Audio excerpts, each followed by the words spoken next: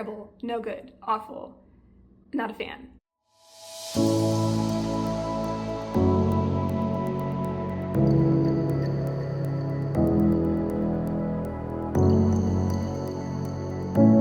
How long have I been reading this book? I don't remember.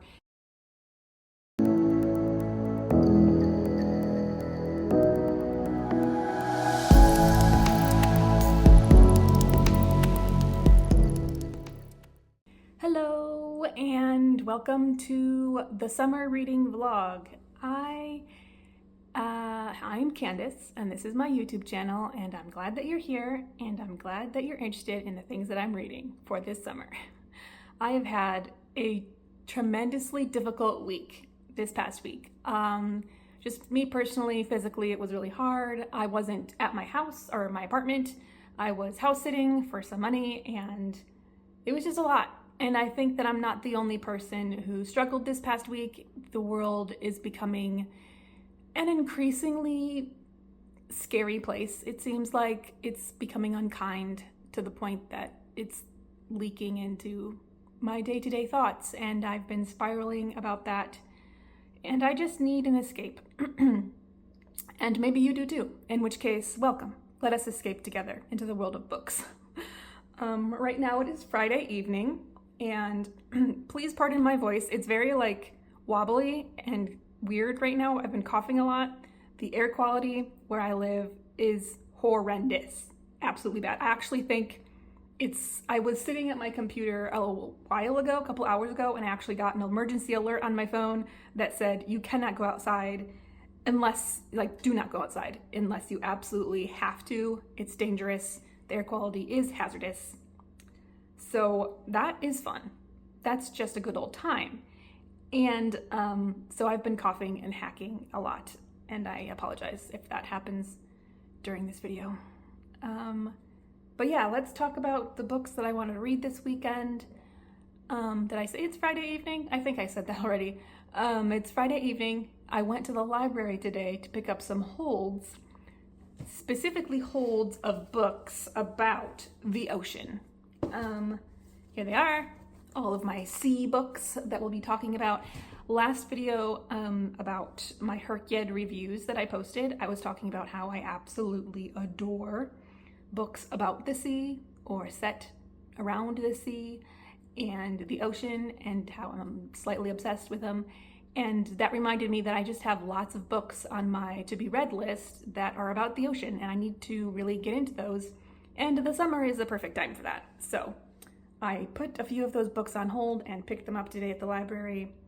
It was lovely to go to the library and get some physical books in my hands. Usually when I get out loans from the library, it's an ebook or an audiobook on the app, but I just wanted to hold on to some physical books. I just need that almost security blanket feeling right now. So let's go over those. The first book that we're gonna, I'm going through these. The first book that I picked, I actually started this book today. I started reading it today when I got home, and that is The Guest List by Lucy Foley. This one is pretty funny. I stumbled upon putting this on hold a little bit on accident, not really. Anyway, I was talking to my sister about 2 or 3 days ago. I put these books on hold. I was like, these are the ones I got. And she was like, why did you put The Guest List on there? And I was like, because, Lucy Foley, I like her. And she's like, no, you don't really like her books. And I was like, oh, I do.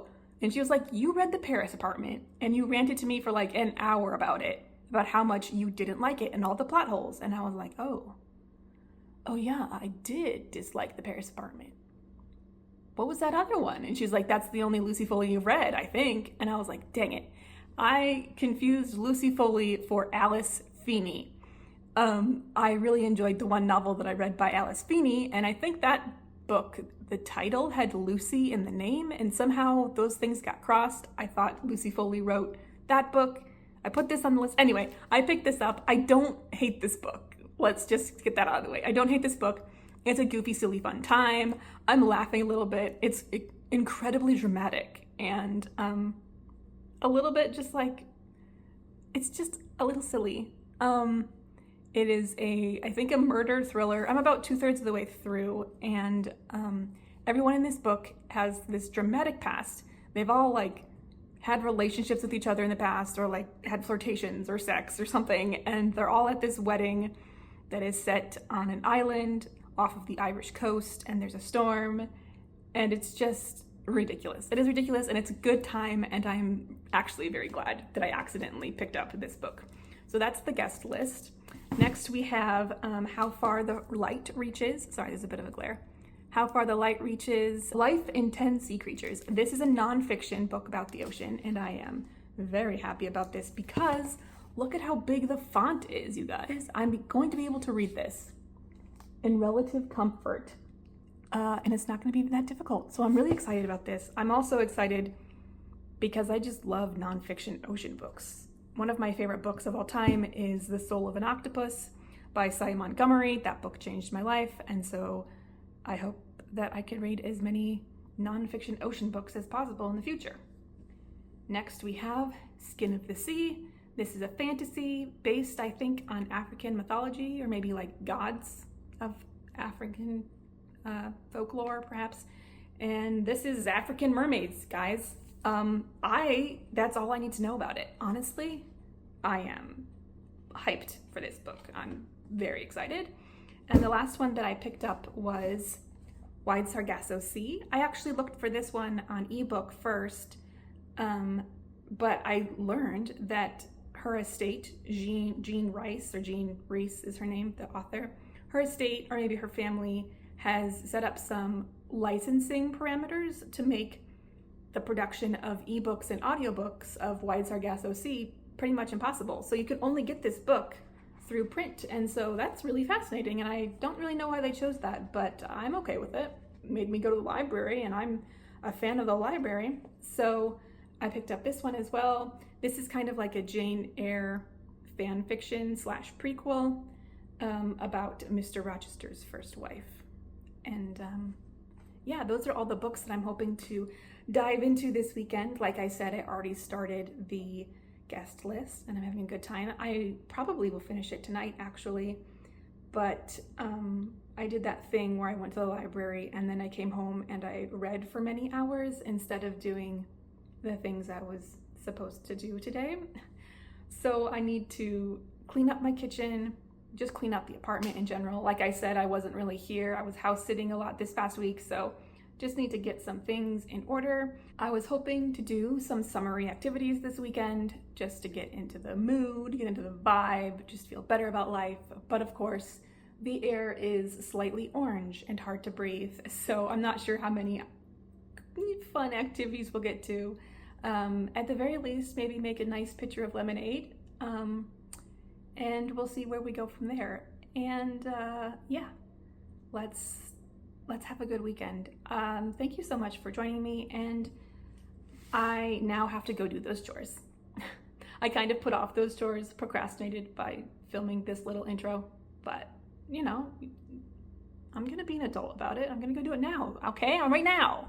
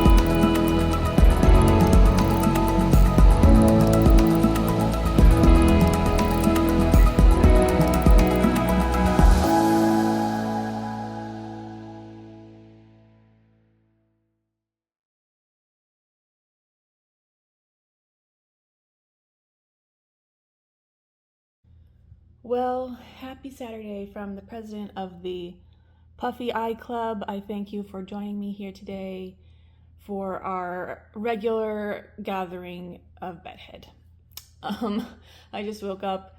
The plan this morning was to go to the farmer's market to get some produce, but the idea of wandering through my streets wearing an N95, purchasing parasite-free lettuce at exorbitant prices, it was just a little bit too dystopian for me right now. So we're gonna stay inside and pretend that everything is okay instead. How about that? Let's put on some glasses to see if that helps with the puffy eye business. Not really, but that's okay. Yeah, I ended up finishing the guest list last night. It was a fun time. I'm glad I read it. If I had to rate it, I think I would give it 3 stars, I guess, straight up the middle. Wasn't bad, wasn't my favorite. It just was a good time. I would recommend it if you're really into like drama thrillers. Those are not usually my jam, but this was definitely one of them, and it was not bad at all. It was pretty fun. I liked it. So I finished that up yesterday, which was I read it all in one day. I guess I don't usually do that. I don't usually read a book in a day, but I needed it for sure. I'm really feeling like French toast, and I have all the ingredients for French toast, and my kitchen is clean, but I do not have the mental fortitude to create the French toast. So I don't know what we're gonna do there. We might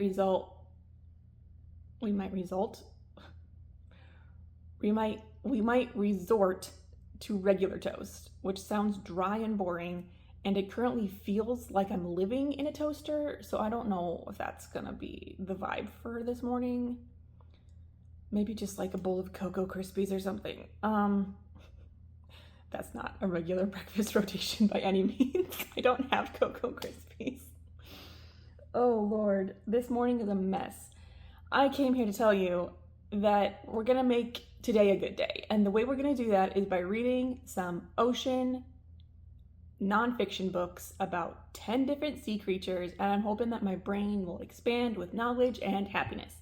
So let's get on with it.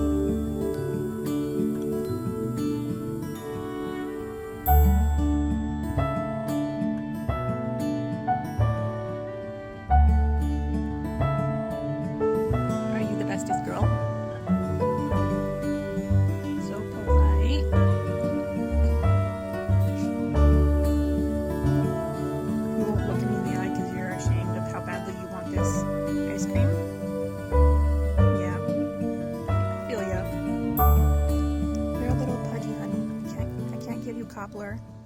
Yeah. Okay, my honeybees. I am happy to report that the smoke has generally cleared and I was able to spend time outside, which is always nourishing to the soul. I went to my parents' garden. I ate some fresh tomatoes off the vine. I had a nice raspberry cobbler that my mom made, and I picked up fresh kale from the garden to make kale chips for this week. And I'm feeling so much better. I also brought my book with me, and I read that as well, snuggling with Maple the dog. This book is really amazing so far. I did not realize that this was half scientific facts and half memoir. The author, Sabrina Imbler, is retelling their life and the things that they have experienced through the lens of ocean creatures. And it's really poignant and beautiful. So far I've only read a few chapters, the first one being about their eating disorder when they were young and comparing it to the life of Mother Octopus, who essentially starves herself for her children and her eggs when she is in the last stages of dying. And there's a lot about their mother in there and their experience of how they were affected by their mother's view of their body, and it is great so far and I can't wait to read more. I'm now on the next chapter, which is titled My Grandmother and the Sturgeon, I think. That's interesting. They're going to be talking about, I think, their maternal grandmother. So their mother is of Chinese descent, so it would be their Chinese mother. So their Chinese grandmother. And I love that. I love a Chinese grandmother, right? Like, I can get behind that. So I'm loving this book so far, and it's proving to fly by pretty quickly for nonfiction. So that is wonderful. I am going to be reading that for the rest of the evening. Yeah. Maybe bake something if it gets a little bit cooler later this evening. It is still hot as Hades outside. But yeah, I know. Do you have something to say? Come here, sweetie. Here's Birds. She's a little opinionated about the heat right now. But yeah, we're gonna do some meal prep and reading, and that's gonna round out our Saturday. So yeah, we'll see you tomorrow, friends and book lovers. All right, you guys, it's Sunday, and hold on, I gotta open the window. Honestly, I've been doing nothing all morning, and that's cool, you know, it's Sunday, so whatever. We're just gonna sit on the floor here. Okay. Yeah, it's Sunday, and I have two things that I want to do today. First, I want to finish reading this book. Where is it?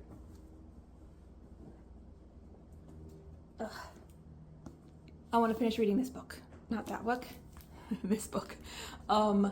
Yeah, I am really enjoying this. This is a really fantastic book. You know an author is good when they can make really poignant, meaningful connections between two things that seemingly have nothing in common and make it work. Like, you know that they're a really good observer and they think good thoughts and they're really good at communicating, and that is Sabrina here. They just do a great job. Anyway, yeah, I want to finish this today. That is the first thing I want to do, and the second thing I want to do is I want to watch the final match of the World Cup tournament, which is today, Argentina versus Spain. I don't have much to say about that. I hope that Spain wins. I'm not a huge fan of Argentina. I just don't like them. What was I saying? Argentina. I don't like them. I don't like Lionel Messi. I understand he's a great athlete, but I don't really care for that much. I mean, I enjoy watching a good soccer match, but I think just like because of who he is, it's not fun to watch him play. Anyway, hi babes. Say hello to everyone. This is the cutie patootie, Miss Birdie Babes. Yeah, reading and soccer. Also, I have a third secret side quest today that I want to take on, and that is I want to drink a very good glass of cold lemonade. Now, This is surprisingly a very risky move. I have to be extremely strategic when drinking anything acidic or citrusy because my stomach just goes into a full revolt. It does not like that at all. I personally, as a human being, love lemonade. My stomach does not like it, refuses. So I have to be really careful and be nice to my stomach all day before I can have a full glass of lemonade. Also, it's hard to get a good glass of lemonade unless I make it myself because I am one of those people who is a little bit snooty about stuff having to do with food, and not snooty in like the foodie way. I can eat a crappy thing. I eat a McDonald's hamburger all the time. I drink a watery iced coffee probably once a week. It's just when I want it to be good, I have to make sure that it's good. You know what I mean? And the only way I can do that is if I make it myself. That sounds so braggy. It sounds so egotistical to say like I make the best version, but that's not true. I think that I make the version that I want the best way. You know, that makes more sense. Like I know what I want, and so I make it that way. And that's, anyway, all this to say, I'm gonna make a really good pitcher of lemonade. And I sincerely adore the process of making lemonade as well as the consumption of lemonade. Lemonade is a passion of mine. I have numerous passions, one of which is telling you all about my passions, clearly. I've gone on a long enough ramble about lemonade. Anyway, I'm gonna make a picture of lemonade and read this book and watch some soccer. Okay. Well, Spain, as you would expect, starting with the ball, possessing the field, spreading the field out. Argentina have been trying, at least in the early stages here, to try to man-to-man mark. Okay, it's halftime, which for me means lemonade making time. I found some elderly strawberries in my fridge, so I threw those in. This is lemon juice as well. And now I just have to make this sugar lemon peel syrup, and then we'll be finished. This is sugar with lemon peels in it, just to make kind of like a lemon sugar syrup thingamajig, and then we'll have the most delicious strawberry lemonade on our hands. Oh yeah, I read more of the How Far the Light Reaches as well. Still loving it, almost done with it. Definitely gonna finish it as soon as the game is done. And then I'm afraid that my weekend is going to end a little bit early. I have another house sitting job that starts today. It's just drop-in visits, this job, so it's just cats and plants, which is nice. I don't have to stay overnight anywhere, so yeah, back to work for me. But anyway, lemonade, books, soccer, pretty boring match so far. No scores or anything. Both teams are a little, this happens sometimes in the final where they start to play so that they don't lose instead of playing to win. Argentina looks a little discombobulated. We've had like a yellow card, injury substitution, but like mostly boring. Well, we'll see. I'm still gonna watch to the end, and I'm still rooting for Spain.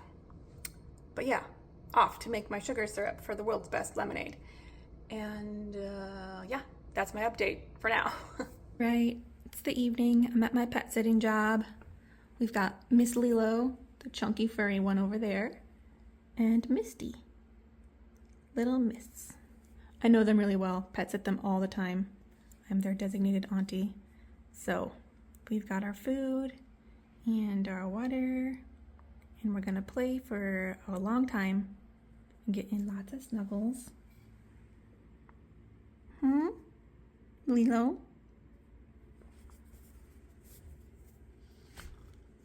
Can you say something? She has the cutest little meow. It sounds like a little squeak. Can you squeak for me, Lilo?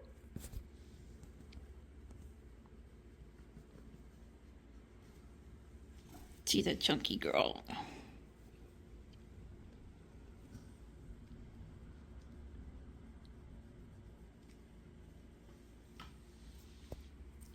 Quite the cuties. Quite the cuties.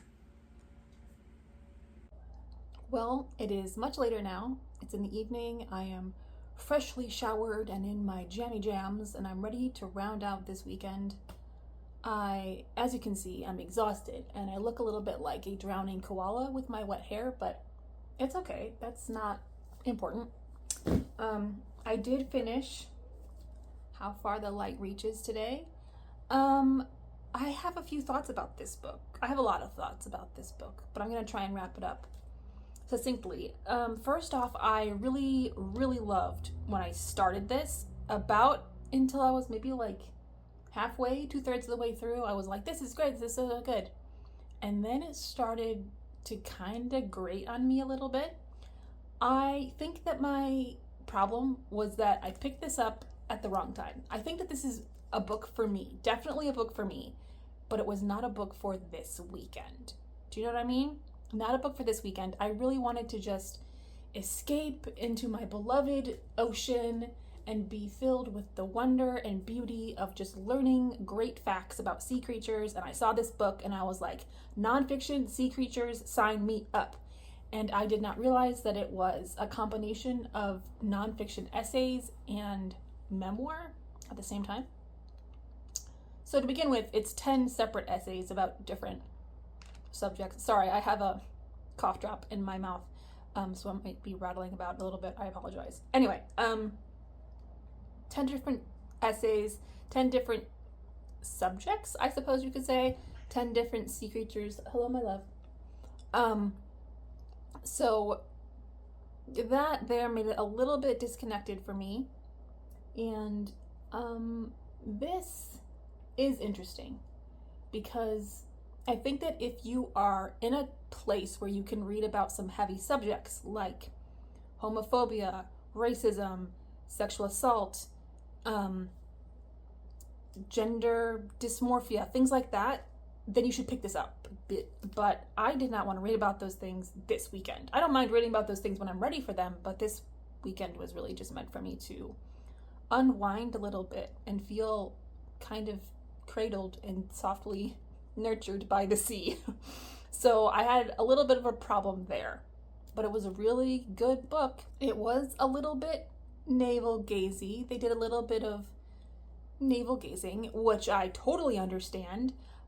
In my own writing, I will take a huge cannonball into the pool of self-reflection.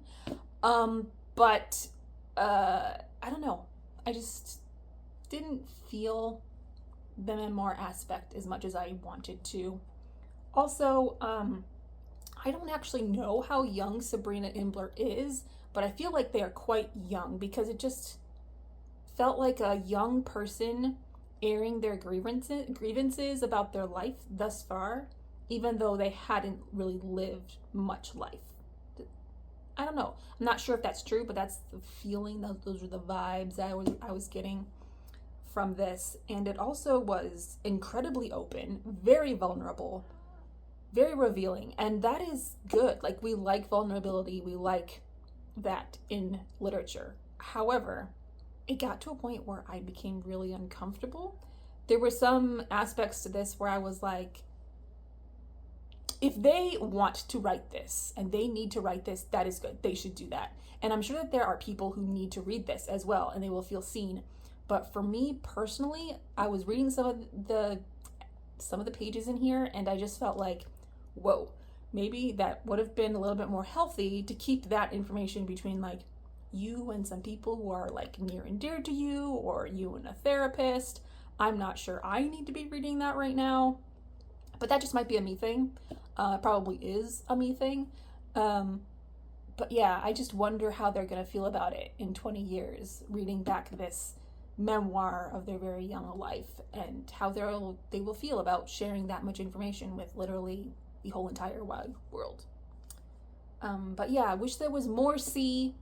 I wanted more ocean, you know? I just wanted to be taken in by my beloved waves, have them rock me, and I wanted to be filled with that like expansive wonder of the sea. Yeah, expansive wonder. She's a little talkative. Expansive wonder, and this felt kind of a little bit restrictive because it was told from the point of view of Sabrina's life, you know? And while it was very interestingly written and I had an interesting time reading it, it wasn't what I was looking for this weekend. I don't rate memoirs, so I'm not going to give a star rating for this one, but it was still good, and I would recommend it for somebody who is prepared for and ready for this book. That's what I have to say about that. I did start Skin of the Sea. I did start Skin of the Sea later on in the day, and I am not very far into this. Again, I didn't do any research before picking this up, which is my fault and maybe a mistake, because I was like, okay, fantasy, mermaids, like mermaids are gonna be great. Like that's a great way for me to escape into the ocean. Mermaids, yes. And then I opened this up and the first few pages gave me a trigger warning. So we'll see about that. I don't remember what the trigger warnings were. Usually trigger warnings are not like a red flag for me. It's pretty difficult to spook me. I don't think I've ever put down a book or DNF'd a book because of the content before. I don't generally have to follow any trigger warnings, so I don't expect that to happen with this book either, but I just hope it's not too heavy and dark and that it's just a good time. So far, I'm just getting to know who is who and what's what. We have our main character. She is a mermaid, and it also has been revealed that she was at one time a human, so she's not always been a mermaid, and it looks like her job is kind of like bringing the souls of people, specifically enslaved people that have died on their route of the transatlantic slave trade. So they've been kidnapped and stolen from their homeland and taken on these ships to be sold as enslaved peoples in the Americas. And if they die on the ships, they're tragically thrown overboard. And this mermaid is one of many mermaids who kind of gathers the souls of those people and helps them pass on with the help of a goddess who I've just met in this book. And that's what I know so far. It looks like our main character has just gone to collect the soul of a young man or a boy, and he is still alive. And that is where I stopped reading. So things are starting to pick up. I am looking forward to this, but that is the end of this vlog. It's the end of this vlog for now. My weekend is over. Tomorrow is back to work and back to life. Tomorrow is back to life. And yeah, I'm gonna read some more tonight and take a lot of Tylenol so that I can fall asleep without pain. And yeah, I will see you guys in the next one. Keep reading. Tell me what you're reading. Reading is cool, and you are cool for doing it. And good night from me and Birdie. We'll see you later.